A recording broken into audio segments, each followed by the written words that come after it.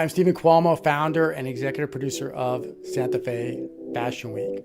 I produce fashion shows, I produce fashion vlogs, and I want to do for fashion what Anthony Bourdain did for food. Welcome back, everybody, to Santa Fe Fashion Week's YouTube channel. If you're watching us on Fashion TV, fantastic. I'm the executive producer of Santa Fe Fashion Week, Stephen Cuomo. Hi, I am Deidre Michelle. I am the owner and agent of DME Talent Agency, SAG franchised agency out of Albuquerque, New Mexico. Cool, and we're here to teach people and maneuver through the industry, be it an actor, actress, or a model. Yes, absolutely. We are here to give you all tips, weekly tips, Tuesday tips, just minor snippets of advice to maybe help you get through your industry, your auditions, some of the thoughts that you're having as a performer, as an artist. We're here for that, yeah. So today we're going to address one of our model friends. I won't name names, but she asked me, she's been getting a little bit of heat and pushback from her significant other, as well as her family and friends, about some of the photos she's posting on social media. And I looked at them and they didn't look too over the top, and she was over the age of 18. And so have you had to deal with that issue with some of your models? I have. I've had to deal with that with models, actors, dancers that are dealing with it either with their parents or with significant others, or even just with friends and family, you know, having a certain perspective of what you should be doing with your life. So number one, I want to say that I think that we obviously don't have a 9-to-5 job. So we don't have a normal schedule, we don't have normal demands in our life, and so we're already kind of living outside of this box or this bubble that normal expectation happens. So I do have to say that, you know, you're going to have to deal with that criticism just from head on anyway, just because of what we've chosen to do, even if you're not even doing controversial things. Now here's the deal. I feel like your family support, your home support is necessary, it's needed, and I think that if you're choosing to go into the industry, you need to have a conversation with your significant other or with your family saying, this is what I'm going to do, this is what I choose to do, my schedule's going to be different, there's going to be pictures of me on social media or in the theater or in a magazine or in an ad, and make sure that people, you know, support you. And, you know, honestly, even if you don't have support, if you choose to still go forward with you being in the industry, you have to within yourself really know that you're doing what you love to do and that you have no issues with what you're doing. Now, I feel like if we get into maybe some controversial photos, I think that if you're doing something that makes you yourself feel uncomfortable, then maybe you shouldn't be doing it. And uncomfortable and out of your comfort box are two different things. Uncomfortable to me means like if you're doing something where you're showing too much skin, and you're like, you know, I don't really want this to be my image, then don't do it.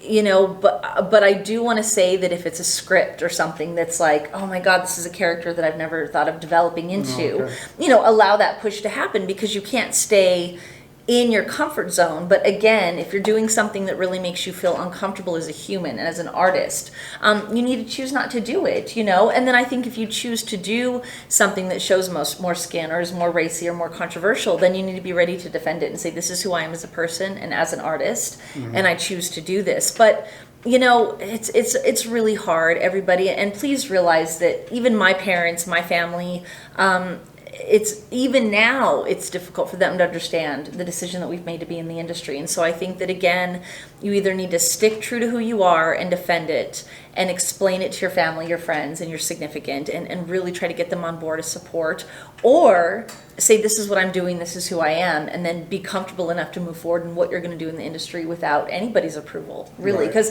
it is your life and your career that you're living in, really your path, and we have a passion path, not a 9-to-5 path. And so if you're going to follow your passion, you know, stick to it, stick true to it. I think that's really solid advice. Yeah, it's such a weird, it's a hard subject. It's a hard industry. Oh, it's hard. It's a hard industry. Yeah. And one of my concerns, and we were talking about this a little bit off camera, is, you know, if you're 18 and older and you're still living with your folks, or you're living with your significant other, and it really becomes a point of contention, I mean, that could be a problem. It is, too. it really is, and I've actually experienced it as well, like with my ex-husband and him understanding, like, you're on stage, you're dancing, everybody's looking at you, and I feel like as an artist, I had to make the decision, like, this is what I do, this is what I love, and I'm not going to change. And I wasn't even doing anything very controversial, but I was on stage, I was on tour, I was being looked at by thousands of people, and Right. you know, and as a dancer, you know, they've got us in, Sure. you know, outfits that, you know, are body revealing somewhat. So It's a hard subject. I think that you need to have a very open and honest discussion with your significant, with your family, with your friends. Look for the support because it's nice to have, but also follow you and follow your dreams and do you. And know that even if they don't support it or understand it, you need to live your life to the fullest. But again, be cautious. If you really feel outside of your comfort limit as a person, don't feel like you have to go topless or shirtless or show more skin to get successful. Right. Well, I think that's kind of where we have to draw the line to make sure that you're still staying true to you, even if you're doing what you want to do, you know. And that brings up an interesting point too, because looking at Instagram, I call it like a race to the bottom, because people are racing for likes and models are getting like more and more scantily clad. Right. And so maybe that's, again, you're looking for a brand. Yeah, you guys and have why- to be aware of right. your image. Right. Yeah, like because if you're trying to push over to Adidas or Calvin Klein or you know, something that's a really high end level of a fashion design, but then you've got, you know, fans only or you know, these very like controversial kind of more like your image really isn't being, you know, portrayed as what they would want it, because they are going to go back and they're going to look at your social media, especially if you're tagged as a huge brand. They're going to want to see what type of people you have following and what type of presence you've put out, what kind of image you've put out for yourself.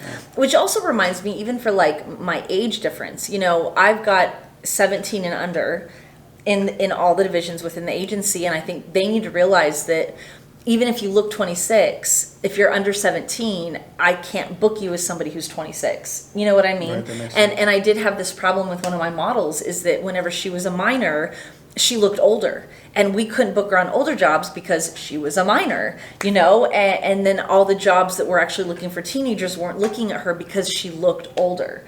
And so what I have to really say to everybody that's within the industry is that you need to stay true to your age, just because even if you think you're grown or want to look grown, but you're under 17, your grown look doesn't help me market you as an agent. You know what I mean? Right. And I think that if you hit 18 and 19 and you look 16, great. Right. And if you're 18 and 19 and you look 26, great. But if you're 17 and you look 26, it does us no good. You know, so because we can't do anything with you to help, you know, promote. And even if the parents are like, oh, I don't mind that, you know, she's 17 wearing that. Well, I do. I mind. Because number one, I can't market you, but also like my image and my reputation is attached to everything that person does. And I don't want it to look like I'm sexualizing or really promoting or pushing a younger person to not still be young and be portrayed as young. I'm not trying to. They can be old when they're grown. They can be grown when they're grown. So our next episode, we're going to touch on a hot topic for you. Oh, gosh. Is photographers, professional agency models, and also models that aren't agency models and photographers that maybe are not working with agencies. So yeah, that tune into our photographer next model episode. relationship. We got to talk. That's a whole segment. Yeah, that'll be next So one. tune in next Tuesday for that episode. Thanks, and thank all. you for tuning into Tip Tuesday. Tip Tuesday.